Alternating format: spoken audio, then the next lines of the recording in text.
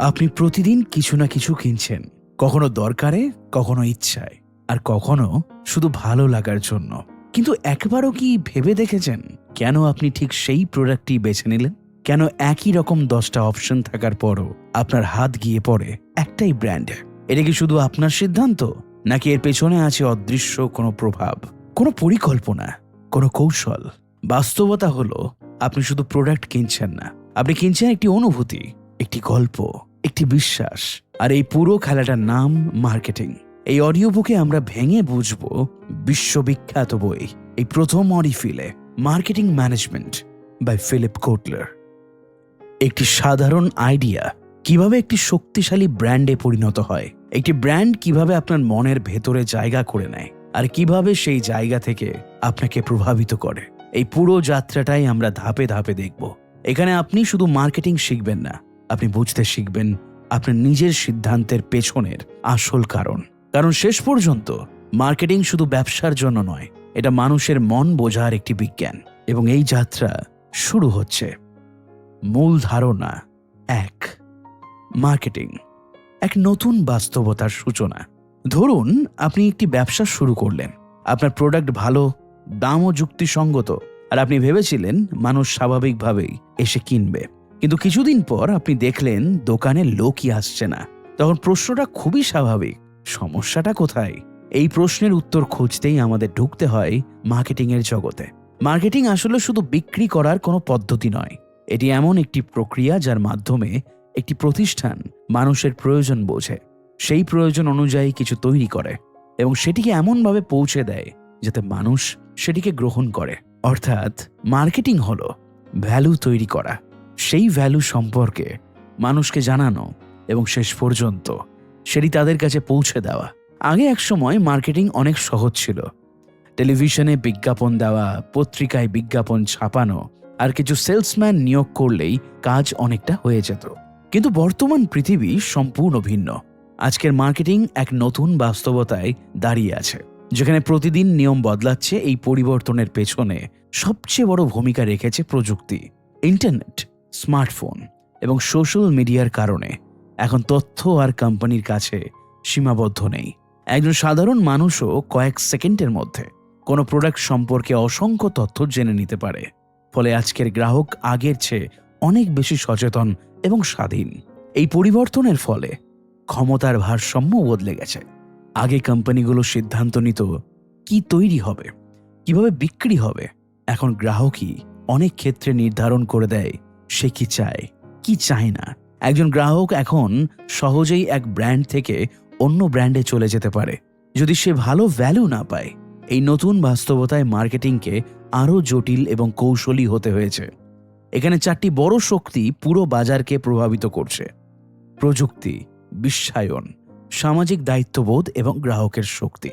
প্রযুক্তি ব্যবসাকে দ্রুত, স্মার্ট এবং ডেটা ড্রিভেন করে তুলেছে। এখন কোম্পানিগুলো শুধু অনুমান করে সিদ্ধান্ত নেয় না, বরং বাস্তব ডেটা বিশ্লেষণ করে সিদ্ধান্ত নেয়। অন্যদিকে বিশ্বায়নের কারণে প্রতিযোগিতা এখন আর শুধু স্থানীয় নয়, বরং আন্তর্জাতিক। একটি ছোট ব্যবসাকেও এখন এমন কোম্পানির সাথে প্রতিযোগিতা করতে হয় যাদের উপস্থিতি সারা পৃথিবী জুড়ে। সামাজিক দায়িত্ববোধও আজকের মার্কেটিংয়ে গুরুত্বপূর্ণ হয়ে উঠেছে। মানুষ এখন শুধু ভালো প্রোডাক্ট চায় না, তারা চায় সেই প্রোডাক্টটি পরিবেশের জন্য ক্ষতিকর না হোক, সমাজের জন্য ভালো হোক এবং কোম্পানিটিকে নৈতিকভাবে সঠিকভাবে পরিচালিত হোক। সবচেয়ে বড় পরিবর্তন এসেছে গ্রাহকের ভূমিকায়। গ্রাহক এখন শুধুমাত্র ক্রেতা নয়, তিনি এখন একজন সক্রিয় অংশগ্রহণকারী। তিনি তার অভিজ্ঞতা শেয়ার করেন, অন্যদের প্রভাবিত করেন এবং অনেক সময় একটি ব্র্যান্ডের সাফল্য বা ব্যর্থতার কারণ হয়ে দাঁড়ান। এই পুরো পরিবর্তনের মাঝে একটি বিষয় পরিষ্কার: মার্কেটিং এখন আর শুধু একটি বিভাগ নয়, এটি একটি প্রতিষ্ঠানের মূল কেন্দ্র। একটি কোম্পানির প্রতিটি অংশ, product development, sales, customer service, সব কিছুতেই মার্কেটিং চিন্তাধারা কাজ করে। একটি সফল মার্কেটিং কার্যক্রম সাধারণত 3টি গুরুত্বপূর্ণ ফলাফল তৈরি করে। প্রথমত, গ্রাহক সন্তুষ্টি, গ্রাহক কি তার প্রত্যাশা অনুযায়ী ভ্যালু পাচ্ছেন। দ্বিতীয়ত, গ্রাহক লয়ালিটি, তিনি কি আবার ফিরে আসছেন। এবং তৃতীয়ত, দীর্ঘমেয়াদী অর্থাৎ ভ্যালু, এই সম্পর্ক কি সময়ের সাথে আরো শক্তিশালী হচ্ছে। এই ধারণাগুলোকে একত্রে বোঝার জন্য হলিস্টিক মার্কেটিং ধারণাটি গুরুত্বপূর্ণ। এখানে মার্কেটিংকে একটি সম্পূর্ণ সিস্টেম হিসেবে দেখা হয়। এতে গ্রাহকের সাথে সম্পর্ক তৈরি করা হয়, সব চ্যানেলকে একসাথে কাজ করানো, কর্মীদেরকে যুক্ত রাখা এবং সামাজিকভাবে দায়িত্বশীল থাকা সবকিছু অন্তর্ভুক্ত থাকে। মার্কেটিংয়ের আরেকটি গুরুত্বপূর্ণ ধারণা হলো ভ্যালু তৈরি করা, কমিউনিকেট করা এবং ডেলিভার করা। একটি কোম্পানি যদি শুধুমাত্র প্রোডাক্ট তৈরি করে কিন্তু সেটিকে সঠিকভাবে মানুষের কাছে তুলে ধরতে যদি না পারে, তাহলে সেটা সফল হবে না। আবার যদি প্রচার ভালো হয় কিন্তু প্রোডাক্ট প্রত্যাশাপূর্ণ না করতে পারে, তাহলে গ্রাহক হারিয়ে যাবে। তাই এই তিনটি ধাপ একে অপরের সাথে গভীরভাবে যুক্ত। একটি প্রতিষ্ঠানকে টিকে থাকতে হলে তাকে ক্রমাগত শিখতে হয় গ্রাহক কি চান, বাজার কিভাবে বদলাচ্ছে এবং প্রতিযোগীরা কি করছে। এই জন্য তথ্য সংগ্রহ, বিশ্লেষণ এবং সেই অনুযায়ী সিদ্ধান্ত নেওয়া অত্যন্ত গুরুত্বপূর্ণ। একই সাথে গ্রাহকের সাথে সংযোগ তৈরি করাও অপরিহার্য। শুধুমাত্র একবার বিক্রি করলেই দায়িত্ব শেষ হয়ে যায় না, বরং একটি দীর্ঘমেয়াদী সম্পর্ক গড়ে তোলাই হলো আসল লক্ষ্য। যখন একটি ব্র্যান্ড মানুষের মনে জায়গা করে নেয়, তখন সেটি শুধু একটি প্রোডাক্ট নয়, একটি বিশ্বাসে পরিণত হয়। আজকের দিনে ব্র্যান্ড তৈরি করাও একটি বড় চ্যালেঞ্জ। একটি শক্তিশালী ব্র্যান্ড শুধু তার প্রোডাক্টের জন্য নয়, তার অভিজ্ঞতা, তার প্রতিশ্রুতি এবং তার মূল্যবোধের জন্য পরিচিত হয়। একটি ব্র্যান্ড যত বেশি মানুষের জীবনের সাথে যুক্ত হতে পারে, ততই সেটি শক্তিশালী হয়ে ওঠে। পরিবেশ, সমাজ এবং পরিচালনার বিষয়গুলো এখন মার্কেটিংয়ের অংশ হয়ে গেছে। একটি কোম্পানি যদি শুধু লাভের দিকে নজর দেয় কিন্তু পরিবেশ বা সমাজের ক্ষতি করে, তাহলে দীর্ঘমেয়াদে সে টিকে থাকতে পারবে না। তাই এখন মার্কেটিংয়ের সাথে দায়িত্বশীলতাও সমানভাবে যুক্ত। সবশেষে একটি সফল প্রতিষ্ঠান সেই প্রতিষ্ঠান যা নিজেকে সম্পূর্ণভাবে গ্রাহক কেন্দ্রিক করে তোলে, যেখানে প্রতিটি সিদ্ধান্ত নেওয়া হয় এই প্রশ্নটি মাথায় রেখে, এতে গ্রাহকের কি উপকার হবে। মূল ধারণা 2, মার্কেটিং প্ল্যানিং এবং ম্যানেজমেন্ট। ধরুন আপনি এখন বুঝে গেছেন মার্কেটিং কি এবং কেন এটি এত গুরুত্বপূর্ণ। কিন্তু শুধু বোঝা যথেষ্ট নয়, কিন্তু বাস্তব জগতে একটি প্রতিষ্ঠানকে সফল হতে গেলে তাকে পরিকল্পনা করতে হবে, একটি সুস্পষ্ট দিক নির্ধারণ করতে হবে। কারণ একটি ব্যবসা যদি দিক নির্দেশনা ছাড়া চলে, তাহলে সেটা অনেকটা এমন একটি জাহাজের মতো যার কোনো গন্তব্য নেই।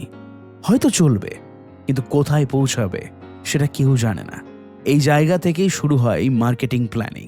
মার্কেটিং প্ল্যানিং হলো এমন একটি প্রক্রিয়া যেখানে একটি প্রতিষ্ঠান নির্ধারণ করে সে কোথায় আছে, কোথায় যেতে চায় এবং কিভাবে সেখানে পৌঁছবে। প্রথমেই আসে একটি গুরুত্বপূর্ণ ধারণা, গ্রাহক বা ভ্যালু।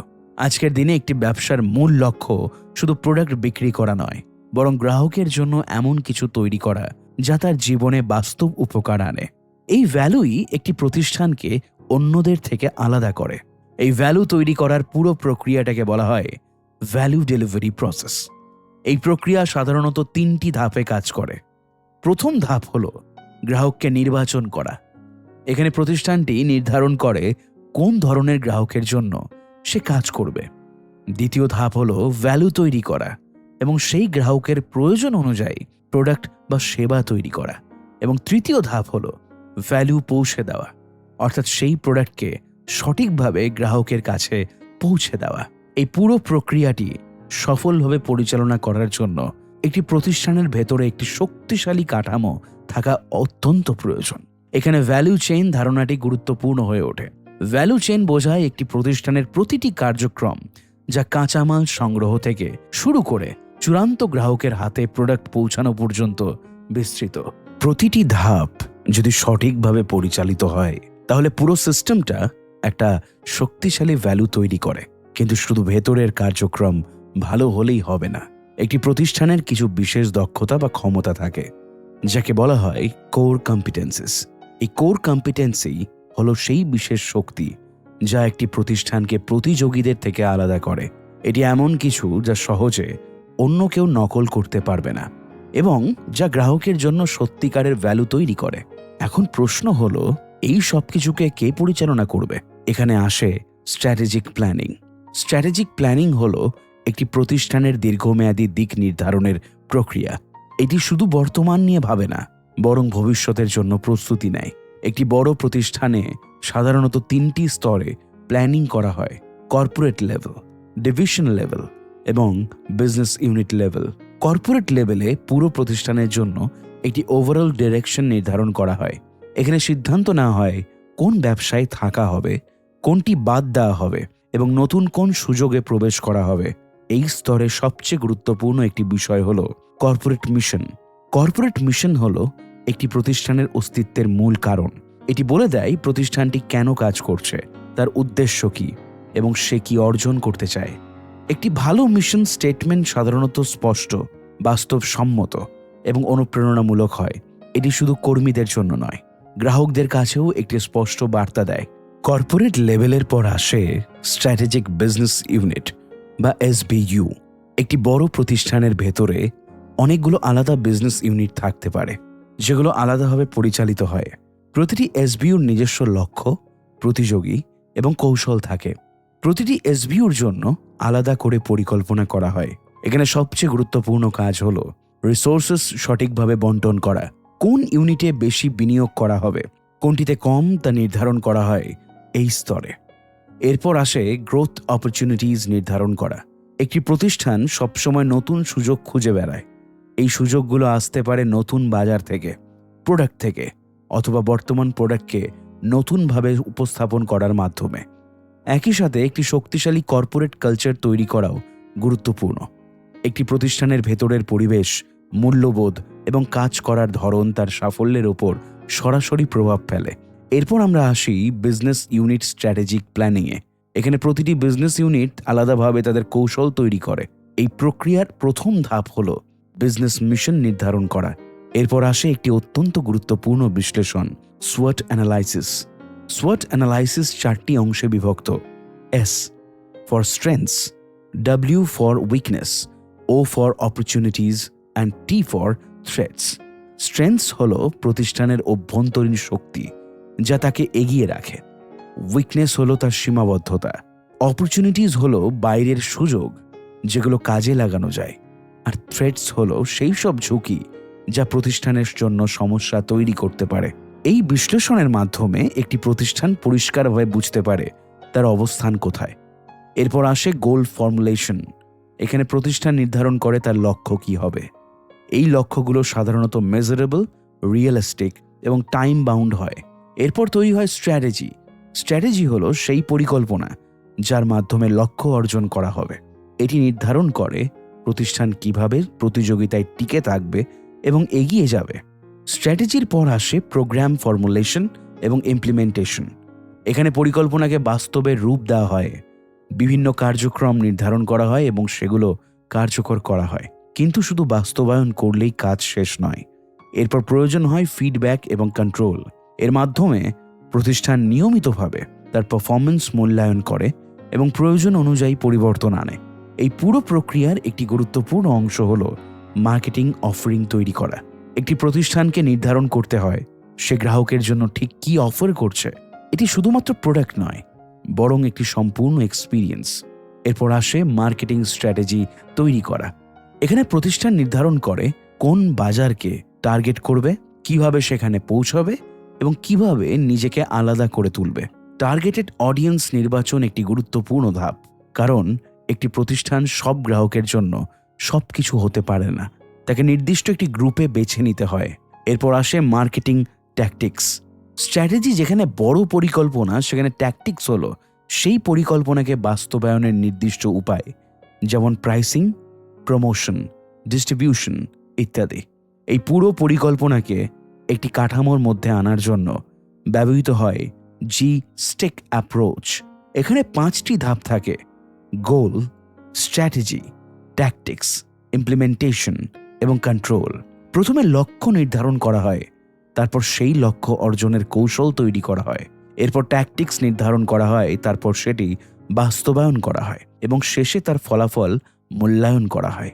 একটি প্রতিষ্ঠান নিয়মিতভাবে তার মার্কেটিং প্ল্যান আপডেট করে, কারণ বাজার সবসময় পরিবর্তিত হচ্ছে।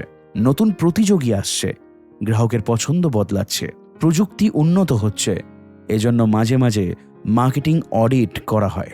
মার্কেটিং অডিট হলো একটি সম্পূর্ণ পর্যালোচনা যেখানে একটি প্রতিষ্ঠানের মার্কেটিং কার্যক্রম বিশ্লেষণ করা হয় এবং উন্নতির সুযোগ খোঁজা হয়। সবশেষে বলা যায় মার্কেটিং প্ল্যানিং এবং ম্যানেজমেন্ট হলো একটি প্রতিষ্ঠানের ব্যাকবোন। এটি ছাড়া প্রতিটা প্রতিষ্ঠান সঠিকভাবে এগোতে পারে না। মূল ধারণা 3, কনজিউমার সাইকোলজি। একজন গ্রাহক কিভাবে সিদ্ধান্ত নেয়। ধরুন আপনি একটি দোকানে ঢুকলেন, সামনে অনেকগুলো প্রোডাক্ট সাজানো, সবগুলোর দাম প্রায় কাছাকাছি, গুণগত মানও ভালো, তবুও আপনি শেষ পর্যন্ত একটি নির্দিষ্ট প্রোডাক্টটি বেছে নিলেন। প্রশ্ন হলো কেন? এই কেনর উত্তর খুঁজে বের করা হলো মার্কেটিংয়ের সবচেয়ে গুরুত্বপূর্ণ কাজগুলোর মধ্যে একটি। কারণ একজন গ্রাহক কিভাবে চিন্তা করে, কিভাবে সিদ্ধান্ত নেয় এবং কোন জিনিস তাকে প্রভাবিত করে, এগুলো বুঝতে না পারলে কোনো মার্কেটিং কৌশলই কার্যকর হবে না। এই জায়গা থেকেই শুরু হয় কনজিউমার বিহেভিয়ার বা ভোক্তার আচরণ বিশ্লেষণ। একজন গ্রাহকের সিদ্ধান্ত কোনো একক কারণে হয় না, বরং এটি একটি জটিল প্রক্রিয়া যেখানে অনেকগুলো উপাদান একসাথে কাজ করে। এই উপাদানগুলোকে সাধারণত 4টি প্রধান ভাগে ভাগ করা হয়: সাংস্কৃতিক, সামাজিক, ব্যক্তিগত এবং মানসিক। প্রথমেই আসি সাংস্কৃতিক প্রভাবের কথায়। একজন মানুষের মূল্যবোধ, বিশ্বাস এবং আচরণ অনেকটাই নির্ধারিত হয় তার সংস্কৃতির মাধ্যমে। একটি সমাজে কি গ্রহণযোগ্য, কি অগ্রহণযোগ্য, এইসব বিষয় একজন গ্রাহকের সিদ্ধান্তকে গভীরভাবে প্রভাবিত করে। একই সংস্কৃতির ভেতরেও আবার বিভিন্ন উপসংস্কৃতি থাকে, যেমন ভাষা, ধর্ম, অঞ্চল বা জীবনধারার ভিত্তিতে মানুষের মধ্যে পার্থক্য তৈরি হয়। এই উপসংস্কৃতিগুলোও তাদের পছন্দ অপছন্দকে প্রভাবিত করে। এরপর আসে সামাজিক প্রভাব। একজন মানুষ কখনোই একা সিদ্ধান্ত নেয় না। তার চারপাশের মানুষ, পরিবার, বন্ধু, সহকর্মী সবাই তার সিদ্ধান্তের প্রভাব ফেলে। বিশেষ করে পরিবার একজন গ্রাহকের ক্রয় সিদ্ধান্তে অত্যন্ত গুরুত্বপূর্ণ ভূমিকা রাখে। এছাড়া সমাজে একজন মানুষের অবস্থান বা স্ট্যাটাসও গুরুত্বপূর্ণ। অনেক সময় মানুষ এমন প্রোডাক্ট কেনে যা তার সামাজিক অবস্থানকে প্রকাশ করে বা বাড়িয়ে তোলে। এরপর আসে ব্যক্তিগত প্রভাব। প্রতিটা মানুষ আলাদা। তার বয়স, পেশা, আয়, জীবনধারা এবং ব্যক্তিত্ব সবকিছু তার কেনাকাটার সিদ্ধান্তকে প্রভাবিত করে। একজন তরুণ এবং একজন বয়স্ক মানুষের পছন্দ এক হবে না। একজন উচ্চ আয়ের ব্যক্তি এবং একজন নিম্ন আয়ের ব্যক্তির ক্রয় আচরণও আলাদা হবে। সবশেষে আসে মানসিক বা সাইকোলজিক্যাল প্রভাব। এটি সবচেয়ে গভীর স্তর, যেখানে মানুষের ভেতরের চিন্তা, অনুভূতি এবং প্রেরণা কাজ করে। একজন গ্রাহক কেন একটি প্রোডাক্ট কিনছে, এর পেছনে তার কোনো না কোনো মোটিভেশন থাকে। এই মোটিভেশন হতে পারে প্রয়োজন, ইচ্ছা বা কোনো সমস্যা সমাধানের আকাঙ্ক্ষা। এর সাথে যুক্ত হয় পারসেপশন, অর্থাৎ একজন মানুষ কোনো তথ্যকে কিভাবে ব্যাখ্যা করছে। একই প্রোডাক্ট সম্পর্কে দুইজন মানুষের ধারণা সম্পূর্ণ আলাদা হতে পারে, কারণ তাদের পারসেপশন ভিন্ন। লার্নিং বা শেখাও একটি গুরুত্বপূর্ণ বিষয়। একজন মানুষ তার অভিজ্ঞতা থেকে শেখে এবং সেই শেখা ভবিষ্যতের সিদ্ধান্তকে প্রভাবিত করে। এছাড়া ইমোশনস বা আবেগও বড় ভূমিকা রাখে।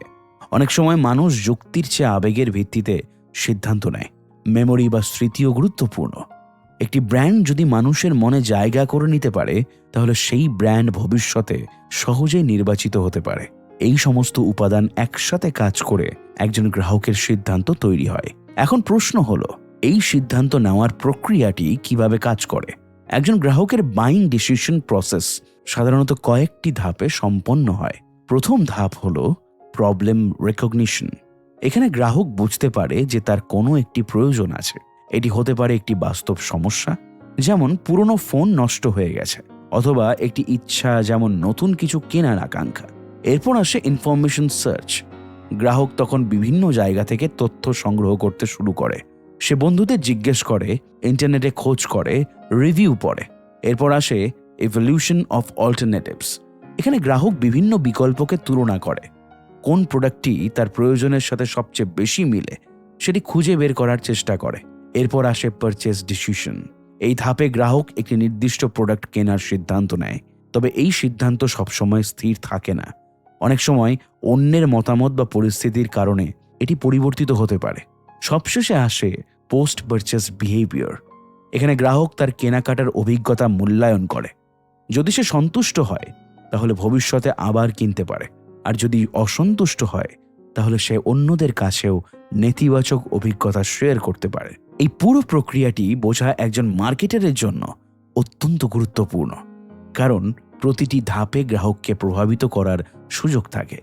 একজন সফল মার্কেটার শুধু প্রোডাক্ট বিক্রি করার কথা ভাবে না, সে বোঝার চেষ্টা করে গ্রাহকের মাথায় কি চলছে, সে কিভাবে সিদ্ধান্ত নিচ্ছে এবং কোন জায়গায় তাকে প্রভাবিত করা সম্ভব। মূল ধারণা 4, বিজনেস মার্কেট অ্যানালাইসিস। ধরুন আপনি একটি বড় কোম্পানির দায়িত্বে আছেন। আপনার কোম্পানিকে নতুন মেশিন কিনতে হবে, নতুন সফটওয়্যার নিতে হবে, অথবা কাঁচামাল সংগ্রহ করতে হবে। এখানে আপনি কোনো ব্যক্তিগত পছন্দের ভিত্তিতে সিদ্ধান্ত নেবেন না, বরং প্রতিটি সিদ্ধান্ত হবে হিসাব নিকাশ, প্রয়োজন এবং দীর্ঘমেয়াদী প্রভাবের ওপর ভিত্তি করে। এই জায়গাতেই কনজিউমার মার্কেট বা বিজনেস মার্কেটের মধ্যে সবচেয়ে বড় পার্থক্যটি স্পষ্ট হয়ে ওঠে।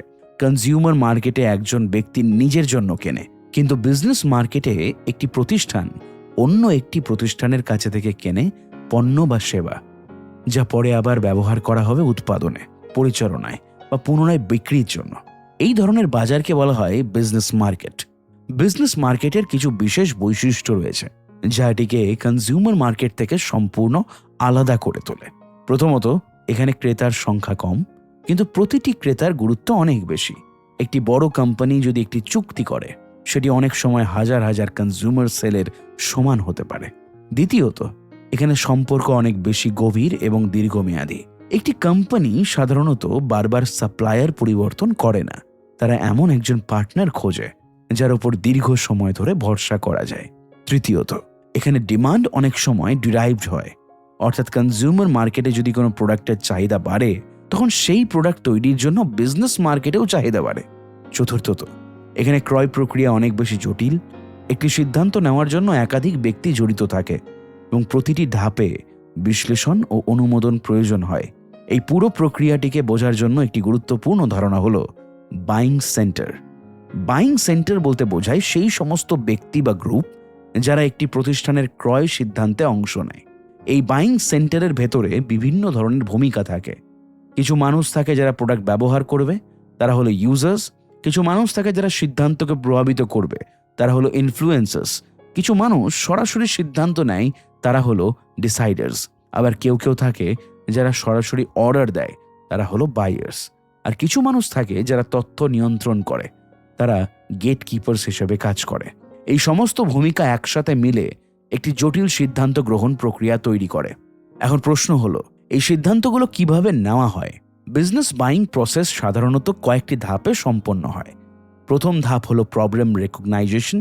এখানে প্রতিষ্ঠান বুঝতে পারে যে তাদের কোনো একটি প্রয়োজন রয়েছে।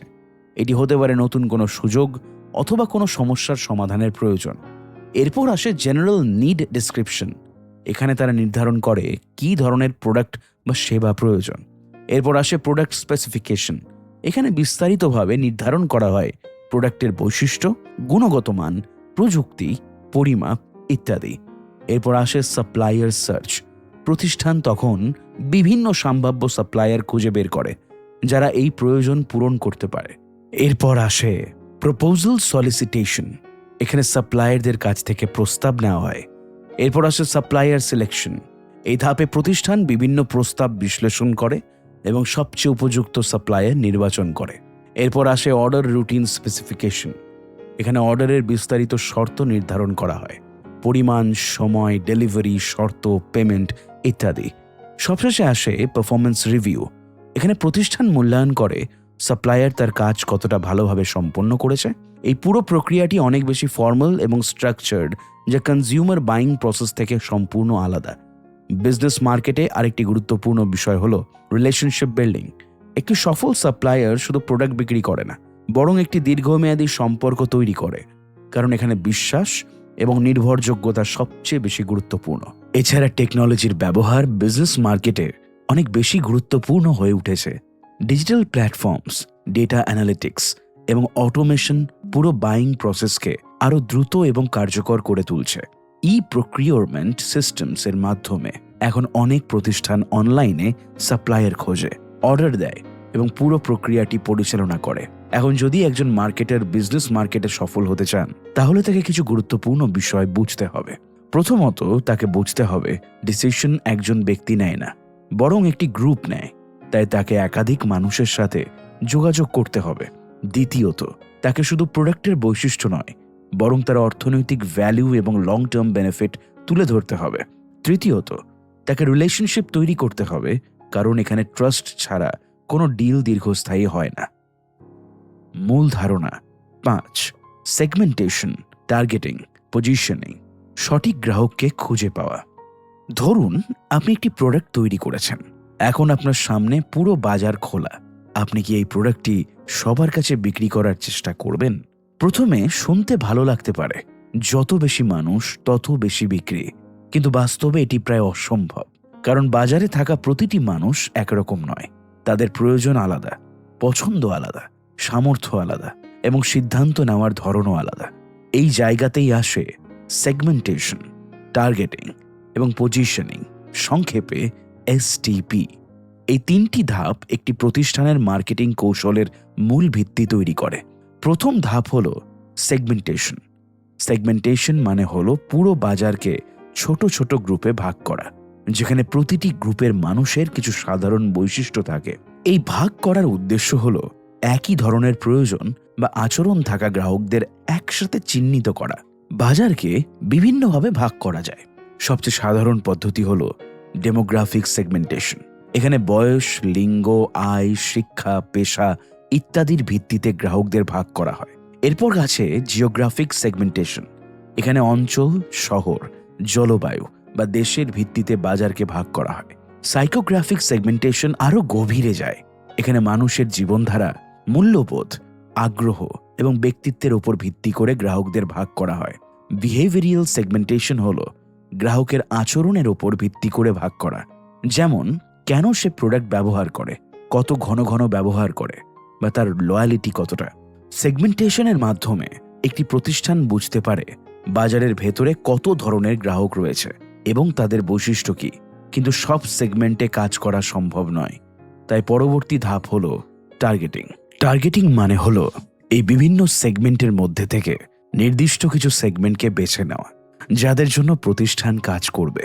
একটি প্রতিষ্ঠান সাধারণত কয়েকটি বিষয় বিবেচনা করে টার্গেট মার্কেট নির্বাচন করে, যেমন সেগমেন্টের আকার, বৃদ্ধি সম্ভাবনা, প্রতিযোগিতার মাত্রা এবং নিজের সক্ষমতা।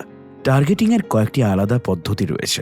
আনডিফারেন্সিয়েটেড মার্কেটিংয়ে প্রতিষ্ঠান পুরো বাজারকে এক হিসেবে দেখে এবং সবার জন্য একই প্রোডাক্ট অফার করে। ডিফারেন্সিয়েটেড মার্কেটিংয়ে প্রতিষ্ঠান বিভিন্ন সেগমেন্টের জন্য আলাদা আলাদা প্রোডাক্ট বা স্ট্র্যাটেজি ব্যবহার করে। কনসেন্ট্রেটেড মার্কেটিংয়ে একটি নির্দিষ্ট সেগমেন্টের ওপর পুরো ফোকাস করা হয়, আর মাইক্রো মার্কেটিংয়ে ব্যক্তিগত পর্যায় পর্যন্ত কাস্টমাইজেশন করা হয়, যেখানে প্রতিটি গ্রাহকের জন্য আলাদা অ্যাপ্রোচ নেওয়া হয়। টার্গেটিংয়ের মাধ্যমে একটি প্রতিষ্ঠান তার সীমিত রিসোর্সকে সঠিকভাবে ব্যবহার করতে পারে এবং সবচেয়ে সম্ভাবনাময় গ্রাহকদের ওপর ফোকাস করতে পারে। এরপর আসে পজিশনিং। পজিশনিং হলো সেই প্রক্রিয়া যার মাধ্যমে একটি প্রতিষ্ঠান তার প্রোডাক্টকে গ্রাহকের মনে একটি নির্দিষ্ট জায়গায় স্থাপন করে। এটি শুধু প্রোডাক্টের বৈশিষ্ট্য নয়, বরং একটি পারসেপশন তৈরি করা। একজন গ্রাহক যখন একটি ব্র্যান্ডের কথা ভাবে, তখন তার মনে কি ধারণা আসে, এটাই পজিশনিং। একটি শক্তিশালী পজিশনিং তৈরি করতে হলে একটি প্রতিষ্ঠানকে পরিষ্কারভাবে জানতে হয় তার প্রোডাক্ট অন্যদের থেকে কিভাবে আলাদা এবং কেন এটি বেছে নেওয়া উচিত। এই জায়গায় ডিফারেন্সিয়েশন গুরুত্বপূর্ণ ভূমিকা পালন করে। ডিফারেন্সিয়েশন মানে হলো নিজেকে আলাদা করে তোলা। এটি হতে পারে প্রোডাক্টের গুণগত মান, ডিজাইন, সেবা, প্রযুক্তি, এমনকি ব্র্যান্ড ইমেজের মাধ্যমে। একটি সফল পজিশনিং স্ট্র্যাটেজি সাধারণত একটি ক্লিয়ার ভ্যালু প্রপোজিশনের ওপর ভিত্তি করে তৈরি হয়। এটি বলে দেয় গ্রাহক এই প্রোডাক্ট থেকে কী ধরনের ভ্যালু পাবে। পজিশনিং ম্যাপ বা পারসেপচুয়াল ম্যাপ ব্যবহার করে অনেক সময় বোঝানো হয় বাজারে বিভিন্ন ব্র্যান্ড কোথায় অবস্থান করছে এবং একটি নতুন ব্র্যান্ড কোথায় জায়গা নিতে পারে। একটি ভালো পজিশনিং স্ট্র্যাটেজি গ্রাহকের মনে একটি শক্তিশালী এবং স্থায়ী ধারণা তৈরি করে। যখন সেই ধারণাটি পরিষ্কার এবং কনসিস্টেন্ট থাকে, তখন ব্র্যান্ডটি সহজেই চিনতে পারা যায় এবং মনে রাখা যায়। এই পুরো এসটিপি প্রক্রিয়াটি একটি প্রতিষ্ঠানের জন্য অত্যন্ত গুরুত্বপূর্ণ, কারণ এটি নির্ধারণ করে কাকে লক্ষ্য করা হবে, কিভাবে তার কাছে পৌঁছানো হবে এবং কিভাবে তার মনে জায়গা করে নেওয়া হবে। মূল ধারণা 6, প্রোডাক্ট তৈরি ও ব্যবস্থাপনা। একটি আইডিয়া থেকে বাস্তব অভিজ্ঞতা। ধরুন আপনি একটি নতুন প্রোডাক্ট বাজারে আনতে চান। আপনার মনে একটি আইডিয়া আছে, এটি হয়তো মানুষের কোনো সমস্যার সমাধান করবে অথবা তাদের জীবনে নতুন কোনো সুবিধা যোগ করবে। কিন্তু এই আইডিয়াটি কি সরাসরি সফল প্রোডাক্টে পরিণত হবে? বাস্তবে বিষয়টি এতটা সহজ নয়। একটি প্রোডাক্ট তৈরি করা মানে শুধু একটি জিনিস বানানো নয়, বরং একটি সম্পূর্ণ অভিজ্ঞতা তৈরি করা। একজন গ্রাহক যখন কোনো প্রোডাক্ট কেনেন, তিনি শুধু তার ফিচার কিনছেন না, তিনি কিনছেন তার সুবিধা, তার অনুভূতি এবং তার সাথে যুক্ত পুরো অভিজ্ঞতাকে। এই কারণেই মার্কেটিংয়ে প্রোডাক্ট ধারণাটি অনেক বিস্তৃত। একটি প্রোডাক্টকে সাধারণত কয়েকটি স্তরে বোঝানো হয়। সবচেয়ে ভেতরের স্তর হলো কোর বেনিফিট। এটি সেই মূল সুবিধা যা গ্রাহক আসলে খুঁজছেন। যেমন একজন মানুষ যখন একটি মোবাইল ফোন কেনেন, তিনি শুধু একটি ডিভাইস কিনছেন না, তিনি যোগাযোগের সুবিধা, বিনোদন এবং সংযুক্ত থাকার অনুভূতি কিনছেন। এরপর আসে অ্যাকচুয়াল প্রোডাক্ট। এখানে প্রোডাক্টের বাস্তব বৈশিষ্ট্যগুলো থাকে ডিজাইন, গুণগত মান, ব্র্যান্ড নেম, প্যাকেজিং ইত্যাদির ওপর। সবশেষে আসে অগুমেন্টেড প্রোডাক্ট। এটি সেই অতিরিক্ত সুবিধাগুলো যা প্রোডাক্টকে অন্যদের থেকে আলাদা করে তোলে, যেমন warranty, after sales service, customer support. এই তিনটি স্তর একসাথে মিলে একটি সম্পূর্ণ প্রোডাক্ট তৈরি করে। একটি প্রতিষ্ঠানের জন্য সবচেয়ে বড় চ্যালেঞ্জ হলো কিভাবে একটি নতুন প্রোডাক্ট তৈরি করা যায় যা বাজারে সফল হবে। এই প্রক্রিয়াটিকে বলা হয় নিউ প্রোডাক্ট ডেভেলপমেন্ট। এই প্রক্রিয়া সাধারণত কয়েকটি ধাপে সম্পন্ন হয়। প্রথম ধাপ হলো আইডিয়া জেনারেশন। এখানে নতুন নতুন আইডিয়া তৈরি করা হয়। এই আইডিয়াগুলো আসতে পারে গ্রাহকদের কাছ থেকে, কর্মীদের কাছ থেকে অথবা বাজার বিশ্লেষণের মাধ্যমে। এরপর আসে আইডিয়া স্ক্রিনিং। এখানে সব আইডিয়া যাচাই করা হয় এবং যেগুলো বাস্তবসম্মত নয় সেগুলো বাদ দেওয়া হয়। এরপর আসে কনসেপ্ট ডেভেলপমেন্ট অ্যান্ড টেস্টিং। এখানে আইডিয়াটিকে একটি স্পষ্ট ধারণায় পরিণত করা হয় এবং সম্ভাব্য গ্রাহকদের কাছে তা পরীক্ষা করা হয়। এরপর আসে বিজনেস অ্যানালাইসিস। এখানে দেখানো হয় এই প্রোডাক্টটি আর্থিকভাবে লাভজনক হবে কিনা। এরপর প্রোডাক্ট ডেভেলপমেন্ট ধাপে বাস্তবে প্রোডাক্ট তৈরি করা হয়। এরপর টেস্ট মার্কেটিং করা হয়, যেখানে সীমিত পরিসরে প্রোডাক্টটি বাজারে ছেড়ে তার প্রতিক্রিয়া দেখা হয়। সবশেষে কমার্শিয়ালাইজেশন ধাপে প্রোডাক্টটিকে পুরো বাজারে চালু করা হয়। এই পুরো প্রক্রিয়াটি সময় সাপেক্ষ এবং ঝুঁকিপূর্ণ, কারণ সব নতুন প্রোডাক্ট সফল হয় না। অনেক প্রোডাক্ট বাজারে আসার আগেই ব্যর্থ হয়, আবার অনেক প্রোডাক্ট বাজারে এসে টিকে থাকতে পারে না। একটি প্রোডাক্টের জীবনচক্র বা প্রোডাক্ট লাইফ সাইকেলও একটি গুরুত্বপূর্ণ ভূমিকা পালন করে। একটি প্রোডাক্ট সাধারণত 4টি ধাপ অতিক্রম করে: ইন্ট্রোডাকশন, গ্রোথ, ম্যাচুরিটি এবং ডিক্লাইন। ইন্ট্রোডাকশন ধাপে প্রোডাক্ট নতুন থাকে এবং মানুষকে এটি সম্পর্কে জানতে হয়। গ্রোথ ধাপে বিক্রি দ্রুত বাড়ে এবং প্রোডাক্ট জনপ্রিয় হতে শুরু করে। ম্যাচুরিটি ধাপে বাজার স্যাচুরেটেড হয়ে যায় এবং প্রতিযোগিতা বাড়ে। ডিক্লাইন ধাপে প্রোডাক্টের চাহিদা কমতে থাকে। প্রতিটি ধাপে আলাদা স্ট্র্যাটেজি প্রয়োজন হয়। একটি প্রতিষ্ঠানকে শুধু নতুন প্রোডাক্ট তৈরি করলেই হয় না, বরং তার এক্সিস্টিং প্রোডাক্টগুলোকেও সঠিকভাবে ম্যানেজ করতে হয়। এখানে প্রোডাক্ট মিক্স ধারণাটা গুরুত্বপূর্ণ। প্রোডাক্ট মিক্স বলতে বোঝায় একটি প্রতিষ্ঠানের সব প্রোডাক্টের সমষ্টি।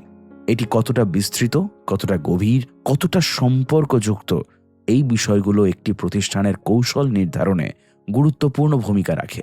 ব্র্যান্ডিংও একটি অত্যন্ত গুরুত্বপূর্ণ বিষয়। একটি ব্র্যান্ড শুধু একটি নাম বা লোগো নয়, এটি একটি পরিচয়। এটি গ্রাহকের মনে একটি নির্দিষ্ট অনুভূতি বা বিশ্বাস তৈরি করে। একটি শক্তিশালী ব্র্যান্ড একটি প্রোডাক্টকে আলাদা করে তোলে এবং তাকে দীর্ঘমেয়াদে সফল হতে সাহায্য করে। ব্র্যান্ড ইকুইটি বলতে বোঝায় একটি ব্র্যান্ডের সেই মূল্য যা গ্রাহকের মনে তৈরি হয়। যখন একটি ব্র্যান্ডের প্রতি মানুষের বিশ্বাস এবং পরিচিতি বেশি থাকে, তখন সেটির ভ্যালুও বেশি হয়। প্যাকেজিং এবং লেভেলিংয়েও গুরুত্বপূর্ণ ভূমিকা পালন করে। একটি আকর্ষণীয় প্যাকেজিং গ্রাহকের দৃষ্টি আকর্ষণ করতে পারে এবং তার সিদ্ধান্তকে প্রভাবিত করতে পারে। একই সাথে লেবেল গ্রাহককে প্রয়োজনীয় তথ্য দেয়, যেমন উপাদান, ব্যবহার পদ্ধতি, সতর্কতা ইত্যাদি। একটি প্রতিষ্ঠানকে তার প্রোডাক্টগুলোর ধারাবাহিক উন্নয়ন করতে হয়, কারণ বাজারে প্রতিযোগিতা সব সময় বাড়ছে এবং গ্রাহকের প্রত্যাশাও পরিবর্তিত হচ্ছে। যদি একটি প্রতিষ্ঠান তার প্রোডাক্ট উন্নত না করে, তাহলে সে ধীরে ধীরে পিছিয়ে পড়বে। মূল ধারণা 7, সার্ভিস ডিজাইন এবং ম্যানেজমেন্ট। ধরুন আপনি একটি রেস্টুরেন্টে গেলেন। সেখানে আপনি শুধু খাবার কিনলেন না, আপনি একটি অভিজ্ঞতা পেলেন। সার্ভিসের গুণমান, কর্মীদের ব্যবহার, পরিবেশ সবকিছু মিলিয়ে আপনার মনে একটা ধারণা তৈরি হলো। এটাই হলো সার্ভিস। প্রোডাক্টের মতো সার্ভিসকে আপনি হাতে ধরে দেখতে বা ছুঁতে পারেন না, কিন্তু এর প্রভাব অনেক সময় প্রোডাক্টের চেয়েও গভীর হয়। এই কারণেই সার্ভিস মার্কেটিং একটি আলাদা এবং অত্যন্ত গুরুত্বপূর্ণ ক্ষেত্র। সার্ভিসের কিছু বিশেষ বৈশিষ্ট্য রয়েছে যা এটিকে প্রোডাক্ট থেকে আলাদা করে। প্রথমত, সার্ভিস ইনট্যাঞ্জিবল, অর্থাৎ এটি দৃশ্যমান নয়। আপনি আগে থেকে পুরোপুরি বুঝতে পারেন না যে আপনি কি পাবেন। দ্বিতীয়ত, সার্ভিস ইন্সপিরেবল, অর্থাৎ এটি তৈরি এবং ব্যবহার একই সাথে ঘটে। একজন গ্রাহক যখন সার্ভিস নিচ্ছেন তখনই সেটি তৈরি হচ্ছে। তৃতীয়ত, সার্ভিস ভ্যারিয়েবল, অর্থাৎ এর গুণমান সবসময় একই থাকে না। এটি নির্ভর করে কে দিচ্ছে, কখন দিচ্ছে এবং কিভাবে দিচ্ছে। চতুর্থত, সার্ভিস পেরিশেবল, অর্থাৎ এটি সংরক্ষণ করা যায় না। একটি খালি সিট, একটি অব্যবহৃত সময়, সবকিছুই হারিয়ে যায়। এই বৈশিষ্ট্যগুলোর কারণে সার্ভিসকে পরিচালনা করা অনেক বেশি চ্যালেঞ্জিং। একটি প্রতিষ্ঠানের জন্য সবচেয়ে বড় কাজ হলো কনসিস্টেন্ট এবং হাই কোয়ালিটি সার্ভিস প্রদান করা। এখানে আসে সার্ভিস কোয়ালিটির ধারণা। গ্রাহক যখন একটি সার্ভিস নেয় তখন সে তার প্রত্যাশার সাথে বাস্তব অভিজ্ঞতাকে তুলনা করে। যদি অভিজ্ঞতা প্রত্যাশার চেয়ে ভালো হয় তাহলে সে সন্তুষ্ট হয়, আর যদি কম হয় তাহলে সে অসন্তুষ্ট হয়। এই পার্থক্যকে বোঝানোর জন্য একটি গুরুত্বপূর্ণ ধারণা হলো সার্ভিস কোয়ালিটি গ্যাপ। অনেক সময় প্রতিষ্ঠান যা মনে করে গ্রাহক চায়, আর গ্রাহক আসলে যা চায়, এই দুয়ের মধ্যে ফাঁক থাকে। আবার অনেক সময় প্রতিষ্ঠান ভালো সার্ভিস দিতে চাইলেও তা সঠিকভাবে ডেলিভার করতে পারে না। এই গ্যাপগুলো কমিয়ে আনা একটি সফল সার্ভিস ম্যানেজমেন্টের মূল লক্ষ্য। একটি প্রতিষ্ঠানকে সার্ভিস ডিজাইন করার সময় কয়েকটি বিষয় মাথায় রাখতে হয়। প্রথমত, তাকে বুঝতে হবে গ্রাহক কি প্রত্যাশা করছে। দ্বিতীয়ত, সেই প্রত্যাশা পূরণ করার জন্য একটি সঠিক প্রক্রিয়া তৈরি করতে হবে। তৃতীয়ত, কর্মীদেরকে প্রশিক্ষণ দিতে হবে যাতে তারা সেই প্রক্রিয়া সঠিকভাবে অনুসরণ করতে পারে। এখানে ইন্টারনাল মার্কেটিং অত্যন্ত গুরুত্বপূর্ণ। একটি প্রতিষ্ঠান যদি তার কর্মীদের সন্তুষ্ট রাখতে না পারে তাহলে তারা ভালো সার্ভিস দিতে পারবে না। তাই কর্মীদের মোটিভেট করা, তাদেরকে সঠিকভাবে ট্রেন করা, এই সবই সার্ভিসের গুণমানের সাথে সরাসরি যুক্ত। এরপর আসে কাস্টমার এক্সপিরিয়েন্স ম্যানেজমেন্ট। একজন গ্রাহক যখন একটি প্রতিষ্ঠানের সাথে ইন্টারঅ্যাক্ট করে তখন তার প্রতিটি টাচ পয়েন্ট গুরুত্বপূর্ণ। প্রথম ইমপ্রেশন থেকে শুরু করে শেষ অভিজ্ঞতা পর্যন্ত সবকিছু তার মনে একটি স্থায়ী ধারণা তৈরি করে। এই পুরো জার্নিটিকে ভালোভাবে ডিজাইন করা একটি বড় চ্যালেঞ্জ। টেকনোলজি এখন সার্ভিস মার্কেটিং একটি বড় ভূমিকা পালন করছে। Online booking, self service kiosk, chatbots, এসবের মাধ্যমে সার্ভিস দ্রুত এবং সহজ হয়ে উঠেছে। কিন্তু টেকনোলজি ব্যবহার করার সময় একটি বিষয় মনে রাখা জরুরি: হিউম্যান টাচ যেন হারিয়ে না যায়। কারণ অনেক ক্ষেত্রে মানুষের সাথে সরাসরি যোগাযোগই গ্রাহকের সন্তুষ্টির মূল কারণ। সার্ভিস রিকভারিও একটি গুরুত্বপূর্ণ বিষয়। কোনো সার্ভিসই সবসময় নিখুঁত হয় না, কখনো না কখনো সমস্যা হবেই। কিন্তু একটি প্রতিষ্ঠান সেই সমস্যাকে কিভাবে হ্যান্ডেল করছে সেটাই সবচেয়ে বেশি গুরুত্বপূর্ণ। যদি একটি প্রতিষ্ঠান দ্রুত এবং সঠিকভাবে সমস্যা সমাধান করতে পারে তাহলে অনেক সময় গ্রাহক আরও বেশি সন্তুষ্ট হয়। একটি সফল সার্ভিস ইন্ডাস্ট্রির মূল লক্ষ্য হওয়া উচিত লং টার্ম রিলেশনশিপ তৈরি করা। একজন সন্তুষ্ট গ্রাহক শুধু আবার ফিরে আসে না, বরং অন্যদের কাছেও সেই প্রতিষ্ঠানের কথা বলে। এর ফলে নতুন গ্রাহকও তৈরি হয়। মূল ধারণা 8, প্রাইসিং স্ট্র্যাটেজি। ধরুন আপনি একটি প্রোডাক্ট তৈরি করেছেন, সেটি ভালো, বাজারে চাহিদাও আছে। এখন সবচেয়ে বেশি গুরুত্বপূর্ণ প্রশ্ন, এর দাম কত রাখবেন? দাম নির্ধারণ করা অনেক সময় প্রোডাক্ট তৈরির চেয়েও কঠিন, কারণ একটি ছোট ভুলও আপনার পুরো ব্যবসার ওপর বড় প্রভাব ফেলতে পারে। প্রাইস হলো মার্কেটিং মিক্সের একমাত্র উপাদান যা সরাসরি রেভিনিউ তৈরি করে। অন্য সব উপাদান খরচ তৈরি করে, কিন্তু প্রাইসই আয় এনে দেয়। এই কারণে প্রাইসিংয়ে একটি অত্যন্ত গুরুত্বপূর্ণ এবং সংবেদনশীল সিদ্ধান্ত। একটি প্রতিষ্ঠান যখন প্রাইস নির্ধারণ করে তখন তাকে কয়েকটি বিষয় বিবেচনা করতে হয়। প্রথমত, তাকে বুঝতে হয় গ্রাহক কতটা ভ্যালু পারসিভ করছে। একটি প্রোডাক্টের দাম শুধু তার কস্টের উপর নির্ভর করে না, বরং গ্রাহক সেটির জন্য কত দিতে রাজি সেটির উপর নির্ভর করে। এই ধারণাটিকে বলা হয় পারসিভড ভ্যালু প্রাইসিং। যদি একটি প্রোডাক্ট গ্রাহকের কাছে বেশি মূল্যবান মনে হয় তাহলে সে বেশি দাম দিতেও রাজি, আর যদি ভ্যালু কম মনে হয় তাহলে কম দামও বেশি মনে হবে। এরপর আসে কস্ট বেসড প্রাইসিং। এখানে প্রতিষ্ঠান তার খরচের ওপর একটি নির্দিষ্ট মার্জিন যোগ করে দাম নির্ধারণ করে। এটি সহজ হলেও সবসময় কার্যকর হয় না। কারণ এটি গ্রাহকের পারসেপশন বা বাজারের অবস্থানকে বিবেচনা করে না। কম্পিটিশন বেসড প্রাইসিংয়ে প্রতিষ্ঠান প্রতিযোগীদের দামকে বিবেচনা করে নিজের দাম নির্ধারণ করে। কিন্তু শুধুমাত্র প্রতিযোগীদের দেখে দাম ঠিক করলেও সমস্যা হতে পারে, কারণ প্রতিটি প্রতিষ্ঠানের ভ্যালু প্রপোজিশন আলাদা। প্রাইসিং স্ট্র্যাটেজি নির্ধারণ করার সময় একটি প্রতিষ্ঠানকে তার ওভারঅল অবজেক্টিভ পরিষ্কার করতে হবে। কিছু প্রতিষ্ঠান মার্কেট শেয়ার বাড়াতে চায়, তাই তারা কম দাম রাখে। আবার কিছু প্রতিষ্ঠান প্রিমিয়াম পজিশনিং তৈরি করতে চায়, তাই তারা বেশি দাম রাখে। নতুন প্রোডাক্টের ক্ষেত্রে দুটি সাধারণ প্রাইসিং স্ট্র্যাটেজি দেখা যায়। প্রথমটি হলো মার্কেটিং স্কিমিং প্রাইসিং। এখানে শুরুতে দাম বেশি রাখা হয়, যাতে প্রথমে সেই গ্রাহকদের কাছ থেকে বেশি লাভ করা যায় যারা বেশি দাম দিতে রাজি। দ্বিতীয়টি হলো মার্কেট পেনিট্রেশন প্রাইসিং।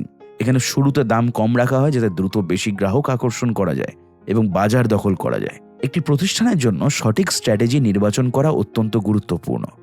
এরপর আসে প্রোডাক্ট মিক্সড প্রাইসিং। একটি প্রতিষ্ঠান যখন একাধিক প্রোডাক্ট অফার করে, তখন তাকে তাদের মধ্যে দাম নির্ধারণের একটি সামঞ্জস্য তৈরি করতে হয়। কিছু প্রোডাক্ট কম দামে দেওয়া হয় যাতে গ্রাহক আকৃষ্ট হয় এবং অন্য কিছু প্রোডাক্ট থেকে বেশি লাভ করা যায়। ডিসকাউন্ট এবং অ্যালাউন্সও প্রাইসিংয়ের একটি অংশ। অনেক সময় প্রতিষ্ঠান বিভিন্ন ধরনের ডিসকাউন্ট দেয়, cash discount, quantity discount, seasonal discount ইত্যাদি, যাতে বিক্রি বাড়ানো যায়। সাইকোলজিক্যাল প্রাইসিংও একটি গুরুত্বপূর্ণ কৌশল। মানুষ সবসময় যুক্তি দিয়ে সিদ্ধান্ত নেয় না। অনেক সময় তারা সংখ্যার উপর ভিত্তি করে মানসিকভাবে প্রভাবিত হয়। যেমন 999 টাকা অনেক সময় 1000 টাকার চেয়ে অনেক কম মনে হয়, যদিও পার্থক্য খুবই সামান্য 1 টাকার। প্রাইস অ্যাঙ্কারিংও একটি কৌশল, যেখানে একটি বেশি দাম দেখিয়ে তার পাশে একটি কম দাম দেখানো হয়, যাতে কম দামটি বেশি আকর্ষণীয় মনে হয়। ডাইনামিক প্রাইসিং এখন অনেক বেশি জনপ্রিয় হয়ে উঠেছে। এখানে পরিস্থিতি অনুযায়ী দাম পরিবর্তন করা হয়। যেমন ডিমান্ড বেশি হলে দাম বাড়ে, কম হলে কমে। অনলাইন প্ল্যাটফর্মগুলোতে এই কৌশলটি ব্যাপকভাবে ব্যবহার করা হয়। প্রাইসিং শুধু একটি সংখ্যা নয়, এটি একটি কমিউনিকেশন টুল। একটি বেশি দাম অনেক সময় প্রিমিয়াম কোয়ালিটির বার্তা দেয়, আর কম দাম ভ্যালু ফর মানি বোঝায়। তাই একটি প্রতিষ্ঠানকে খুব সতর্কভাবে তার প্রাইসিং স্ট্র্যাটেজি নির্ধারণ করতে হয়। একই সাথে তাকে নিয়মিতভাবে তার প্রাইস অ্যাডজাস্ট করতে হয়। বাজার পরিবর্তিত হচ্ছে, খরচ পরিবর্তিত হচ্ছে, প্রতিযোগিতা বাড়ছে। এই সব কিছু বিবেচনা করে প্রাইস পরিবর্তন করা প্রয়োজন। কিন্তু প্রাইস পরিবর্তনের সময় গ্রাহকের প্রতিক্রিয়াও বিবেচনা করা জরুরি। হঠাৎ দাম বাড়লে গ্রাহক অসন্তুষ্ট হতে পারে। মূল ধারণা 9, ডিস্ট্রিবিউশন চ্যানেল। ধরুন আপনি একটি প্রোডাক্ট তৈরি করছেন, সেটি ভালো, দামও ঠিক এবং মানুষ সেটি কিনতেও আগ্রহী। কিন্তু যদি সেই প্রোডাক্টটি গ্রাহকের কাছে ঠিকভাবে পৌঁছতে না পারে, তাহলে কি সেটি সফল হবে? বাস্তবতা হলো না। মার্কেটিং শুধু প্রোডাক্ট তৈরি করে এবং তার দাম নির্ধারণের মধ্যে সীমাবদ্ধ নয়। সবচেয়ে গুরুত্বপূর্ণ অংশগুলোর একটি হলো সেই প্রোডাক্টকে সঠিকভাবে গ্রাহকের কাছে পৌঁছে দেওয়া। এই পুরো প্রক্রিয়াটিকে বলা হয় ডিস্ট্রিবিউশন বা প্লেসমেন্ট। ডিস্ট্রিবিউশন চ্যানেল হলো সেই পথ যার মাধ্যমে একটি প্রোডাক্ট উৎপাদক থেকে শেষ পর্যন্ত গ্রাহকের কাছে পৌঁছায়। এই পথে অনেক সময় একাধিক মধ্যস্থতাকারী জড়িত থাকে, যেমন wholesaler, retailer, distributor, dealer, CNF ইত্যাদি। একটি প্রতিষ্ঠানকে প্রথমেই সিদ্ধান্ত নিতে হয় সে কিভাবে তার প্রোডাক্ট বিতরণ করবে। ডিরেক্ট চ্যানেলে প্রতিষ্ঠান সরাসরি গ্রাহকের কাছে বিক্রি করে। এখানে কোনো মধ্যস্থতাকারী থাকে না, যেমন নিজস্ব দোকান বা অনলাইন ওয়েবসাইট। ইনডাইরেক্ট চ্যানেলে বিভিন্ন মধ্যস্থতাকারী ব্যবহৃত হয়, এতে প্রোডাক্ট দ্রুত এবং বিস্তৃতভাবে বাজারে পৌঁছতে পারে। প্রতিটি পদ্ধতির নিজস্ব সুবিধা এবং সীমাবদ্ধতা রয়েছে। ডিরেক্ট চ্যানেলে প্রতিষ্ঠান বেশি কন্ট্রোল পায়, কিন্তু রিচ কম হতে পারে। অন্যদিকে ইনডাইরেক্ট চ্যানেলের রিচ বেশি হয়, কিন্তু কন্ট্রোল কমে যায়। এই কারণে অনেক প্রতিষ্ঠান এবং হাইব্রিড চ্যানেল ব্যবহার করে ডিরেক্ট এবং ইনডিরেক্ট উভয় পদ্ধতিতে ব্যবহার করা হয়। ডিস্ট্রিবিউশন চ্যানেল ডিজাইন করার সময় একটি প্রতিষ্ঠানকে কয়েকটি বিষয় বিবেচনা করতে হয়। প্রথমত তাকে বুঝতে হয় গ্রাহক কি চায়, তারা কোথায় থেকে কিনতে স্বাচ্ছন্দ্য বোধ করে, তারা কি অনলাইন পছন্দ করে নাকি অফলাইন দোকান। দ্বিতীয়ত তাকে তার প্রোডাক্টের বৈশিষ্ট্য বিবেচনা করতে হয়। কিছু প্রোডাক্ট সরাসরি বিক্রি করা ভালো, আবার কিছু প্রোডাক্টের জন্য মধ্যস্থতাকারী প্রয়োজন। তৃতীয়ত তাকে প্রতিযোগীদের স্ট্র্যাটেজি বিশ্লেষণ করতে হয়। এরপর আসে চ্যানেল ম্যানেজমেন্ট। একটি চ্যানেল তৈরি করলেই কাজ শেষ হয়ে যায় না, সেটিকে সঠিকভাবে পরিচালনা করতে হয়। এখানে একটি বড় চ্যালেঞ্জ হলো চ্যানেল কনফ্লিক্ট। যখন একই প্রোডাক্ট বিভিন্ন চ্যানেলের মাধ্যমে বিক্রি হয়, তখন মাঝে মাঝে দ্বন্দ্ব তৈরি হয়। যেমন অনলাইন প্রাইস কম হলে অফলাইন রিটেলার অসন্তুষ্ট হতে পারে। এই ধরনের সমস্যার সমাধান করা একটি প্রতিষ্ঠানের জন্য গুরুত্বপূর্ণ। চ্যানেল পার্টনারদের সাথে ভালো সম্পর্ক তৈরি করাও অত্যন্ত জরুরি। একটি ডিস্ট্রিবিউটর বা রিটেলার যদি সন্তুষ্ট না থাকে, তাহলে সে প্রোডাক্টটিকে গুরুত্ব দেবে না, ফলে বিক্রি কমে যেতে পারে। তাই প্রতিষ্ঠানকে তাদের পার্টনারদের মোটিভেট করতে হয় ট্রেনিং, ইনসেন্টিভস, সাপোর্টের মাধ্যমে। লজিস্টিক্স এবং সাপ্লাই চেইন ম্যানেজমেন্টও ডিস্ট্রিবিউশনের গুরুত্বপূর্ণ অংশ। একটি প্রোডাক্ট শুধু তৈরি করলেই হয় না, সেটিকে সঠিক সময়ে, সঠিক জায়গায় এবং সঠিক অবস্থায় পৌঁছে দিতে হয়। এখানে ইনভেন্টরি ম্যানেজমেন্ট, ওয়্যারহাউজিং, ট্রান্সপোর্টেশন সবকিছু গুরুত্বপূর্ণ ভূমিকা পালন করে। একটি এফিশিয়েন্ট সাপ্লাই চেইন একটি প্রতিষ্ঠানের প্রতিযোগিতামূলক সুবিধা তৈরি করতে পারে। টেকনোলজি ডিস্ট্রিবিউশন এই বড় পরিবর্তন এনেছে। E commerce platform, digital tracking, automation এসবের মাধ্যমে এখন পুরো সাপ্লাই চেইন অনেক বেশি দ্রুত এবং ট্রান্সপারেন্ট হয়ে উঠেছে। অমনি চ্যানেল স্ট্র্যাটেজি এখন অনেক জনপ্রিয়। এখানে গ্রাহক যেখান থেকেই কিনুক, অনলাইন, অফলাইন, মোবাইল, সব জায়গায় একটি কনসিস্টেন্ট এক্সপিরিয়েন্স পাওয়া যায়। এই ধরনের স্ট্র্যাটেজি গ্রাহকের জন্য সুবিধাজনক এবং প্রতিষ্ঠানের জন্য লাভজনক। একটি সফল ডিস্ট্রিবিউশন সিস্টেম সেই সিস্টেম যা গ্রাহকের প্রয়োজন বুঝে তাকে সহজ, দ্রুত এবং নির্ভরযোগ্য প্রোডাক্ট পৌঁছে দিতে পারে। মূল ধারণা 10, ইন্টিগ্রেটেড মার্কেটিং কমিউনিকেশনস। ধরুন আপনি একটি নতুন প্রোডাক্ট বাজারে এনেছেন। প্রোডাক্ট ভালো, দাম ঠিক, সঠিক জায়গায় পাওয়া যাচ্ছে, সবকিছু ঠিক আছে, কিন্তু যদি মানুষই না জানে যে এই প্রোডাক্টটি আছে, তাহলে কি সেটা সফল হবে? বাস্তবতা হলো না। একটি প্রোডাক্ট বা সার্ভিসের সফলতার জন্য সবচেয়ে গুরুত্বপূর্ণ বিষয়গুলোর একটি হলো সঠিকভাবে যোগাযোগ করা, অর্থাৎ গ্রাহকের কাছে সেই বার্তাটি পৌঁছে দেওয়া যা তাকে আকৃষ্ট করবে, বিশ্বাস তৈরি করবে এবং শেষ পর্যন্ত তাকে কিনতে উৎসাহিত করবে। এই পুরো প্রক্রিয়াটিকে বলা হয় মার্কেটিং কমিউনিকেশন। কিন্তু আজকের দিনে শুধু একটি মাধ্যম ব্যবহার করে যোগাযোগ করা যথেষ্ট নয়। মানুষ এখন বিভিন্ন প্ল্যাটফর্মে সময় কাটায়, television, social media, website, mobile app, সব জায়গায়। এই কারণেই প্রয়োজন ইন্টিগ্রেটেড মার্কেটিং কমিউনিকেশনস বা আইএমসি। আইএমসি হলো এমন একটি পদ্ধতি যেখানে একটি প্রতিষ্ঠান তার সব কমিউনিকেশন চ্যানেলকে একসাথে ব্যবহার করে এবং এটিকে কনসিস্টেন্ট এবং ক্লিয়ার মেসেজে তৈরি করে। এর মূল লক্ষ্য হলো গ্রাহকের কাছে একটি একক, শক্তিশালী এবং সমন্বিত বার্তা পৌঁছে দেওয়া। একটি সফল আইএমসি স্ট্র্যাটেজি তৈরি করার জন্য প্রথমেই বুঝতে হয় টার্গেট অডিয়েন্স কে, কারণ বার্তা সবসময়ের অডিয়েন্স অনুযায়ী তৈরি করতে হয়। একজন তরুণের জন্য যে মেসেজ কাজ করবে, সেটি একজন বয়স্ক মানুষের জন্য কার্যকর নাও হতে পারে। এরপর নির্ধারণ করতে হয় কমিউনিকেশন অবজেক্টিভ। প্রতিষ্ঠান কি অ্যাওয়ারনেস তৈরি করতে চায়, নাকি ইন্টারেস্ট বাড়াতে চায়, নাকি সরাসরি পারচেস এনকারেজ করতে চায়? এই লক্ষ্য পরিষ্কার হওয়া জরুরি। এরপর তৈরি করা হয় মেসেজ। এই মেসেজ শুধু তথ্য দেয় না, বরং একটি অনুভূতি তৈরি করে। একটি ভালো মেসেজ গ্রাহকের মনে জায়গা করে নেয় এবং তাকে অ্যাকশন নিতে উৎসাহিত করে। এরপর আসে মিডিয়া সিলেকশন। কোন মাধ্যম ব্যবহার করা হবে? Television, radio, social media, billboard, email. এটি নির্ভর করে টার্গেট অডিয়েন্স কোথায় বেশি অ্যাক্টিভ। আইএমসি একটি গুরুত্বপূর্ণ অংশ হলো অ্যাডভার্টাইজিং। অ্যাডভার্টাইজিং হলো পেইড কমিউনিকেশন, যেখানে একটি প্রতিষ্ঠান তার প্রোডাক্ট বা ব্র্যান্ড সম্পর্কে মাস অডিয়েন্সের কাছে বার্তা পৌঁছে দেয়। এরপর আসে সেলস প্রমোশন।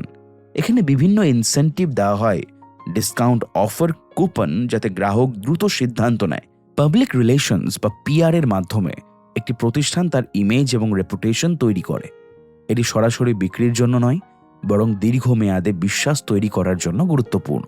ডিরেক্ট মার্কেটিংয়ে প্রতিষ্ঠান সরাসরি গ্রাহকদের সাথে যোগাযোগ করে, যেমন ইমেল, এসএমএস, কল ইত্যাদির মাধ্যমে। পার্সোনাল সেলিংয়ে একজন সেলস পার্সন সরাসরি গ্রাহকের সাথে কথা বলে এবং তাকে কনভিন্স করার চেষ্টা করে। এই সবগুলো উপাদান একসাথে মিলে একটি সম্পূর্ণ কমিউনিকেশন সিস্টেম তৈরি করে। কিন্তু সবচেয়ে গুরুত্বপূর্ণ বিষয় হলো কনসিস্টেন্সি। যদি একটি প্রতিষ্ঠান বিভিন্ন জায়গায় ভিন্ন ভিন্ন বার্তা দেয়, তাহলে গ্রাহক বিভ্রান্ত হয়ে যায়। তাই সব চ্যানেলেই একই কোর মেসেজ বজায় রাখা প্রয়োজন। টেকনোলজি আইএমসিকে আরও শক্তিশালী করেছে। Social media, digital ads, influencer marketing এসবের মাধ্যমে এখন প্রতিষ্ঠান সরাসরি গ্রাহকের সাথে কানেক্ট করতে পারে। ডেটা অ্যানালিটিক্সের মাধ্যমে জানা যায় কোন ক্যাম্পেইন কাজ করছে, কোনটি করছে না। এর ফলে কমিউনিকেশন আরও টার্গেটেড এবং এফেক্টিভ হয়ে ওঠে। একটি সফল কমিউনিকেশন শুধু বার্তা পাঠায় না, বরং ফিডব্যাকও গ্রহণ করে। গ্রাহক কিভাবে প্রতিক্রিয়া দিচ্ছে, কি ভাবছে, এগুলো জানা অত্যন্ত গুরুত্বপূর্ণ। এই ফিডব্যাকের ভিত্তিতে প্রতিষ্ঠান তার স্ট্র্যাটেজি পরিবর্তন করতে পারে। এই পুরো আইএমসি প্রক্রিয়ার লক্ষ্য হলো একটি শক্তিশালী ব্র্যান্ড রিলেশনশিপ তৈরি করা। যখন একটি ব্র্যান্ড বারবার একটি কনসিস্টেন্ট এবং মিনিংফুল মেসেজ দেয়, তখন সেটি ধীরে ধীরে গ্রাহকের মনে একটি স্থায়ী জায়গা তৈরি করে। এই শেষ অংশের মাধ্যমে আমরা পুরো মার্কেটিং যাত্রাটিকে সম্পূর্ণভাবে বুঝতে পারলাম। প্রথমে আমরা দেখেছি মার্কেটিং কি এবং কেন এটি গুরুত্বপূর্ণ। তারপর শিখেছি কিভাবে পরিকল্পনা করা হয়, কিভাবে গ্রাহককে বোঝা হয়, কিভাবে সঠিক টার্গেট নির্বাচন করা হয়, কিভাবে প্রোডাক্ট তৈরি করা হয়, কিভাবে সার্ভিস দেওয়া হয়, কিভাবে দাম নির্ধারণ করা হয় এবং কিভাবে প্রোডাক্ট গ্রাহকের কাছে পৌঁছানো হয়। আর এই শেষ ধাপে আমরা দেখলাম কিভাবে এই সব কিছুকে একসাথে যুক্ত করে একটি শক্তিশালী বার্তার মাধ্যমে গ্রাহকের কাছে পৌঁছে দেওয়া হয়। এক কথায় বলা যায়, মার্কেটিং শুধু একটি কাজ নয়, এটি একটি সম্পূর্ণ যাত্রা। এই যাত্রার প্রতিটি ধাপ একে অপরের সাথে যুক্ত। একটি ধাপ যদি দুর্বল হয়, তাহলে পুরো সিস্টেম প্রভাবিত হয়। কিন্তু যখন সবকিছু সঠিকভাবে একসাথে কাজ করে, তখন একটি সাধারণ প্রোডাক্টও একটি শক্তিশালী ব্র্যান্ডে পরিণত হতে পারে এবং সেই ব্র্যান্ডই শেষ পর্যন্ত মানুষের মনে জায়গা করে নেয়, বিশ্বাস তৈরি করে এবং দীর্ঘমেয়াদে সফলতা এনে দেয়। এইভাবেই সম্পূর্ণ হয় আপনার মার্কেটিংয়ের গল্প। একটি আইডিয়া থেকে শুরু করে একটি শক্তিশালী ব্র্যান্ডে রূপান্তরের যাত্রা। আজ পর্যন্ত ফিলিপ কোটলারের লেখা মার্কেটিং ম্যানেজমেন্ট আপনাদের কেমন লাগলো অবশ্যই কমেন্টে জানাবেন। ভালো লাগলে সবার সাথে শেয়ার করুন। অডিফিলকে লাইক এবং সাবস্ক্রাইব করুন, যাতে আরও বেশি থেকে বেশি লোক আমাদের সাথে যুক্ত হতে পারে। ধন্যবাদ। ভালো থাকুন, সুস্থ থাকুন এবং কন্টিনিউ শুনতে থাকুন অডিফিলকে।